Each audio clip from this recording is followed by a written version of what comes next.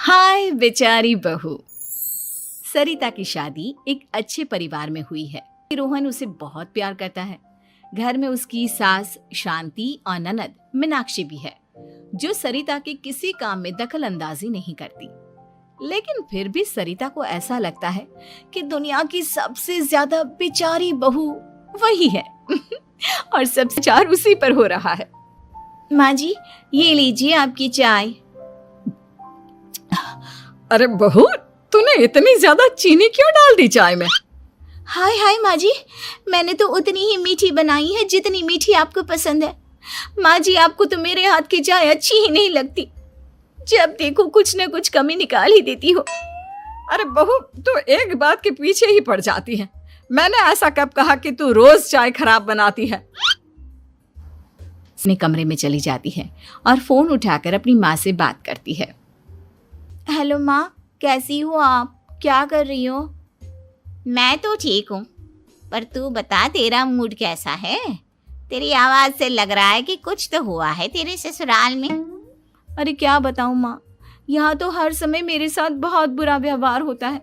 मैंने अपनी सास के लिए इतनी अच्छी चाय बनाई, लेकिन मेरी सास चाय पीते ही मुझे 4 बातें सुना दी। बेटी, तू इतनी छोटी छोटी बातों पर ध्यान ही क्यों देती हो? तुम्हारी सास ने कुछ बोल भी दिया तो क्या हो गया? वो बड़ी है ना तुझसे। माँ ने इतना समझाया, लेकिन इस बात का सरिता पर कोई असर नहीं हुआ। अपनी बेचारी बहू की छवि वो बदलना ही नहीं चाहती। अगली सुबह सब नाश्ते के टेबल पर बैठकर नाश्ता कर रहे थे, तभी सरिता ने अपने पति से कहा, सुनिए जी, मुझे ना आज बाजार से कुछ सामान लेकर आना है। आज आप ऑफिस से आने के बाद मुझे लेकर चलना ना। भाभी, मुझे भी कुछ किताबें खरीदनी है। आप दोनों जा ही रहे हो तो मेरी किताबें भी ले आना। लो, अभी तो बात ही की है बाजार जाने की, तो एक फरमाइश आ गई। माँ जी, आप भी बता दो कुछ, और हाँ, मोहल्ले वालों से भी बोल दो अगर वो कुछ मंगवाना चाहते हो तो। बेचारी मीनाक्षी अपना सा मुंह लेकर रह गई। ये सब देखकर रोहन से चुप नहीं रह गया और वो गुस्से में बोला, सरिता, क्या हो गया है तुम्हें? मीनाक्षी ने तो सिर्फ किताबों के लिए बोला है। तुम्हें मीनाक्षी से इस तरह से बात नहीं करनी चाहिए। माफी मांगो उससे अभी। क्या? मैं माफी मांगू? दिन भर आपके घर के काम करूं मैं, आपकी और आपके घर वालों की बातें सुनूं मैं, और अब माफी भी मैं मांगू? ऐसा कभी नहीं हो सकता। ये बोलकर सरिता वहां से चली जाती है। एक दिन उनकी पड़ोसन घर आती है। अरे सरिता, क्या कर रही है? और क्या करूंगी भाभी जी, बस घर का काम ही कर रही हूँ। आप बताओ कैसे आना हुआ? अरे मैं तो तुम्हारा हालचाल पूछने आई थी, लेकिन तुम तो बिजी लग रही हो। कोई बात नहीं, मैं बाद में आ जाऊंगी। और क्या करूं भाभी जी, जब से शादी होकर आई हूँ ना, बस काम ही कर रही हूँ। और इस घर में ना कोई मेरी कदर नहीं करता। पति है जो बस घर से ऑफिस, ऑफिस से घर। ननद को तो कॉलेज से फुर्सत नहीं। बची सास तो उनका सारा समय मेरी गलतियां निकालने में लग जाता है। अरे ये क्या कह रही हो सरिता? तुम्हारी सास तो पूरे मोहल्ले में तुम्हारी तारीफ करती फिरती है कि तुम बहुत अच्छी हो, पूरा घर तुम्ही ने संभाल रखा है। हाँ तो क्या हुआ? इसमें गलत क्या कहती हैं? सच्ची तो कहती हैं। मेरी मर्जी के बिना इस घर का पत्ता भी नहीं हिलता। शाम को जब रोहन घर आया तो उसने सबसे कहा, कल हम सबको मौसी जी के घर जाना है। उनकी बेटी की शादी है। सब अपनी अपनी पैकिंग कर लो, सुबह होते ही निकल जाएंगे। और सरिता, तुम कान खोलकर सुन लो, वहां जाकर किसी की बुराई भलाई शुरू मत कर देना, नहीं तो मुझसे बुरा कोई नहीं होगा। हाय हाय जी, आप तो ऐसे कह रहे हो जैसे मैं सुबह शाम सबकी बुराई करती फिरती हूँ। आज तक कोई कह नहीं सकता कि मैंने किसी की पीठ पीछे किसी के बारे में कोई बुरी बात बोली हो तो। अरे बस बहू, बात को और ज्यादा आगे मत बढ़ा।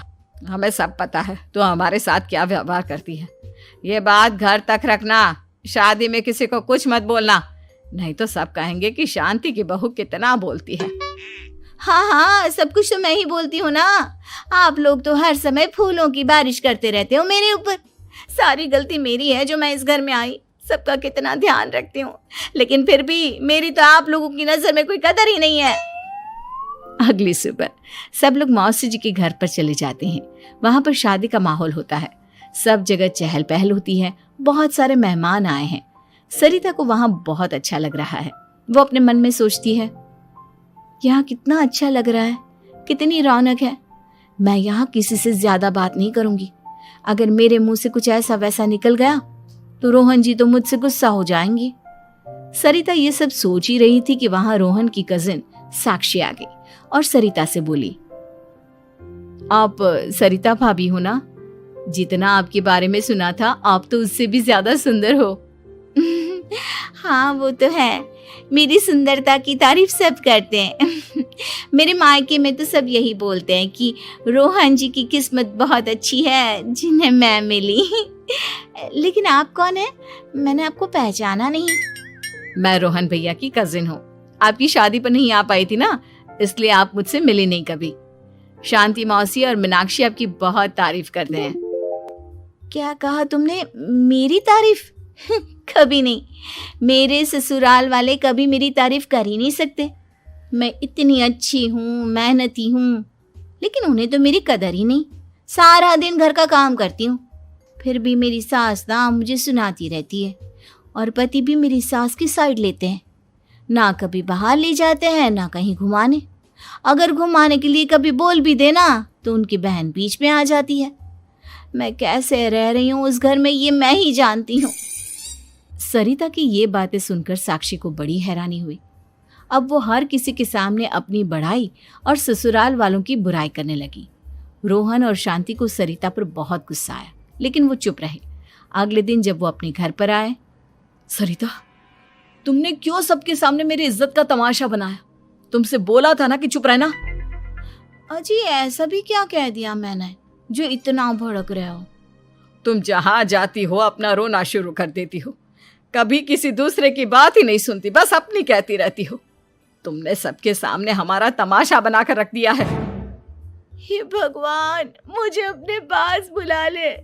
जिस घर में मेरी कदर ही नहीं, उस घर में मेरा क्या काम? अरे क्या करूंगी मैं यहाँ रहकर? जो भी आता है मुझे सुनाकर चला जाता है। मैं तो किसी से कुछ नहीं कहती। सीधी सादी बहू मिल गई है ना सबको, तो जो जी में आए वो करो। सरिता ने अपने आगे किसी को कुछ बोलने ही नहीं दिया, और उस दिन भी उसने सबके सामने खुद को बेचारी बना ही दिया। अगले दिन मीनाक्षी कॉलेज के लिए लेट हो रही थी, इसलिए वो हर काम जल्दी जल्दी कर रही थी। अपना नाश्ता लेने किचन में गई और पतीले में रखे गरम दूध को गिलास में डालने लगी।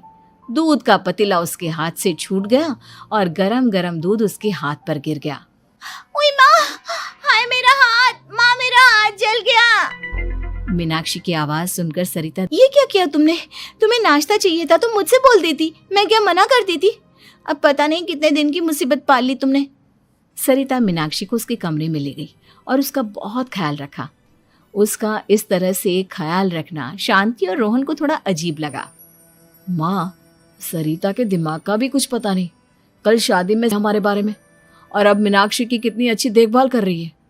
ये ऐसा क्यों करती है?